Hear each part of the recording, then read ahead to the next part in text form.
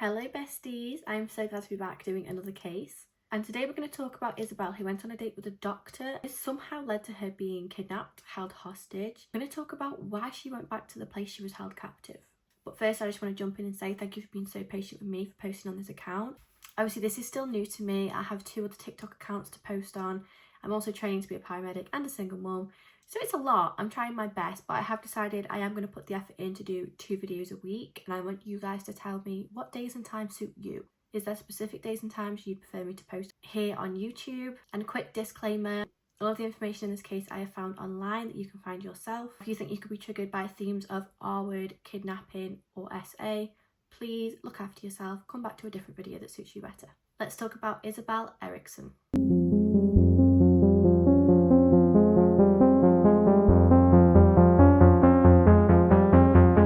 Now, Isabelle was 30 years old at the time of this case, and this case actually takes place in Sweden, which I think is the furthest I've branched out from the UK yet for a true crime case. Isabelle was known to be a hard worker. She had a real dream for how she wanted her life to be. But I will point out now, she does have a movie and a book. I'll have them linked below for you. In her book, she discusses growing up in Sweden. She actually had a really nice childhood. She enjoyed her childhood. Really had a nice upbringing, but she was still a shy, quiet child. But she was your typical young girl growing up. She loved everything makeup, skincare, fashion. Really looked up to Paris Hilton, and that is the sort of life that she aimed to have. The money, the designer, the flashy dinners, all that nice stuff. She also did love animals. So when she was younger, she was actually studying at high school.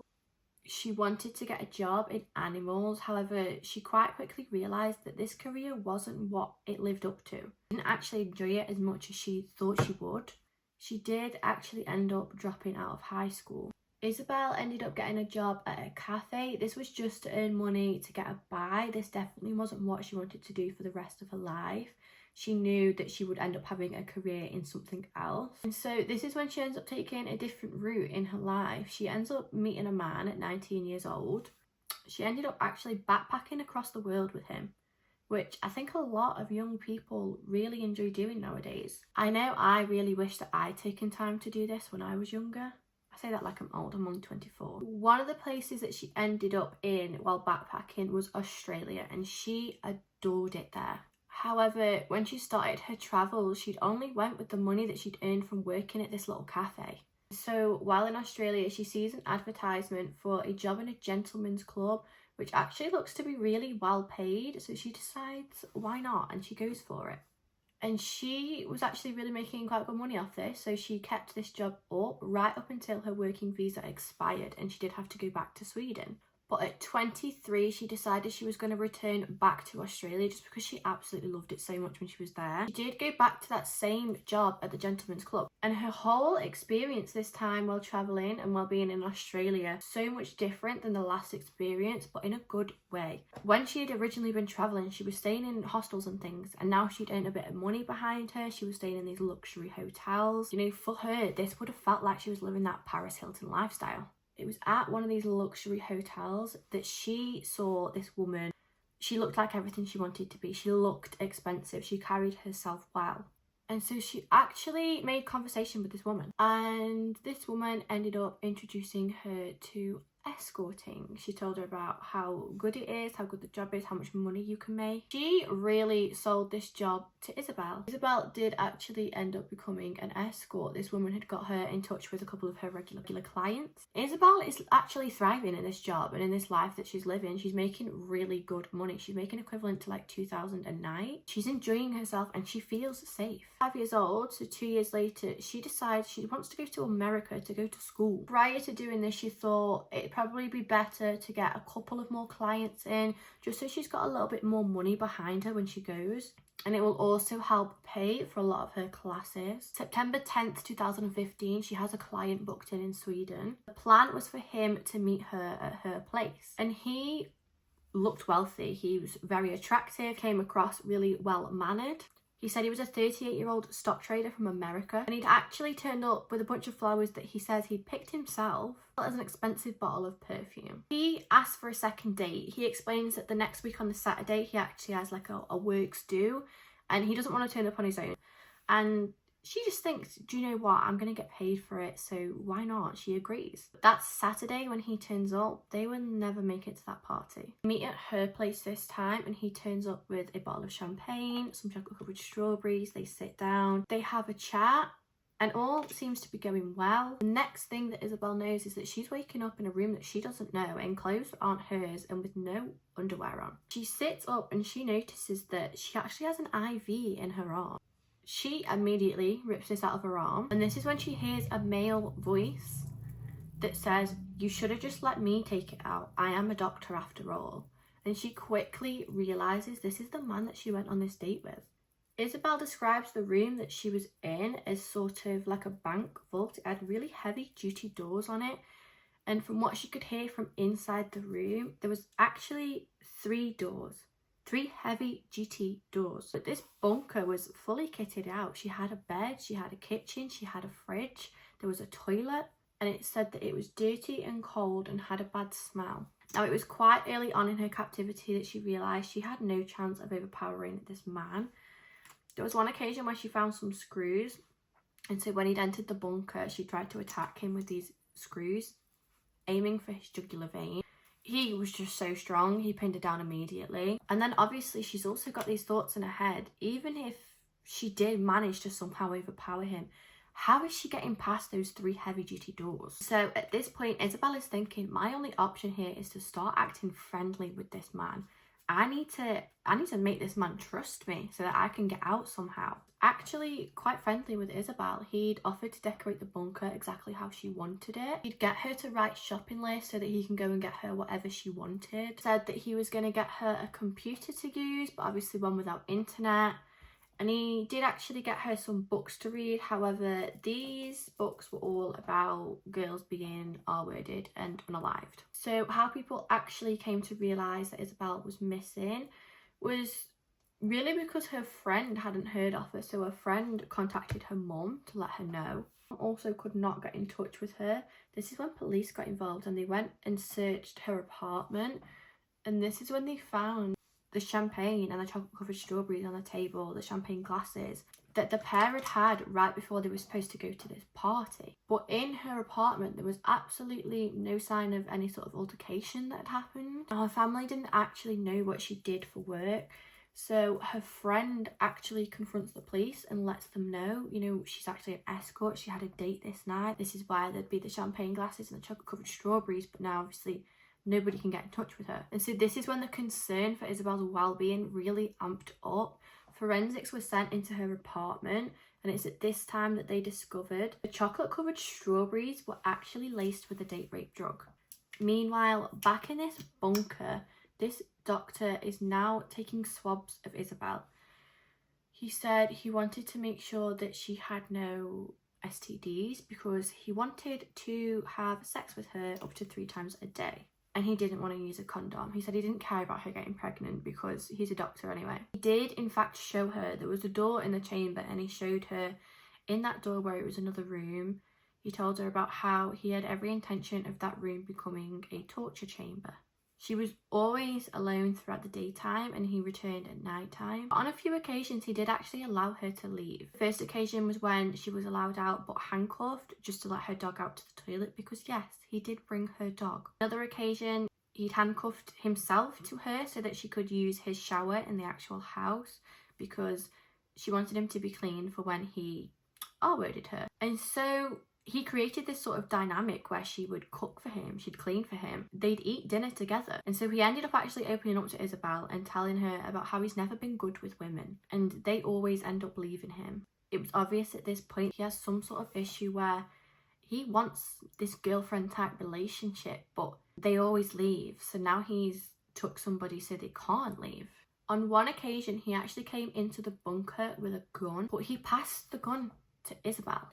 And he'd said to her, if you want to leave, you can leave, but you'll have to shoot me. The doors are unlocked. You can imagine everything is going through Isabelle's head right now, but she remembers that if the doors are actually unlocked, when she'd been outside before, there was big fences all around, and then around the fences is a big forest. Where would she go? Where even is she? Would she even be able to get out? And she hands him the gun back. But ultimately, this led to him trusting her more.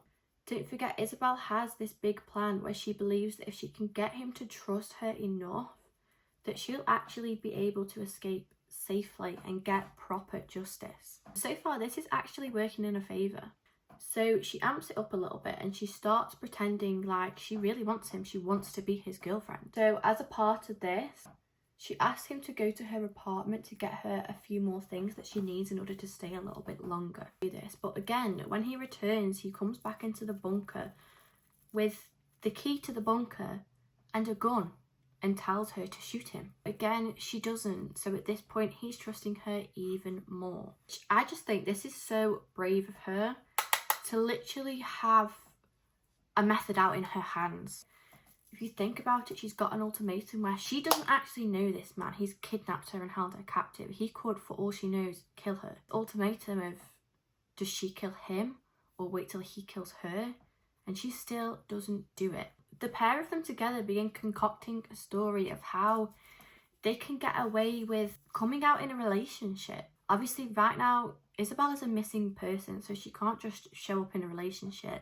So they decided they just tell everybody that while she was missing, she wasn't actually missing. They'd just been together, spending time together. And so they did just that. They went to the police station. She told the police that she was with him willingly. They're in a relationship together. She's fine. She's safe. She's happy. And then she asked for the key to her apartment. You know, obviously, police aren't silly. They tested those chocolate-covered strawberries. They know that they were laced with a date rape drug.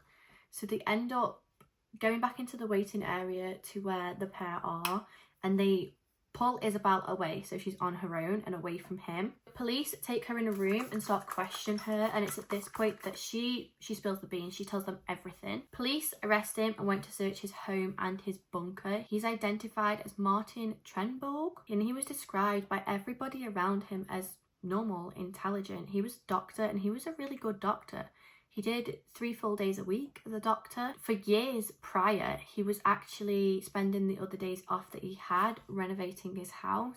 But this was actually him building this bunker in his garden. This was planned for a very long time. And then during his interrogation, he'd actually explained to the police that he had the intention of kidnapping multiple women.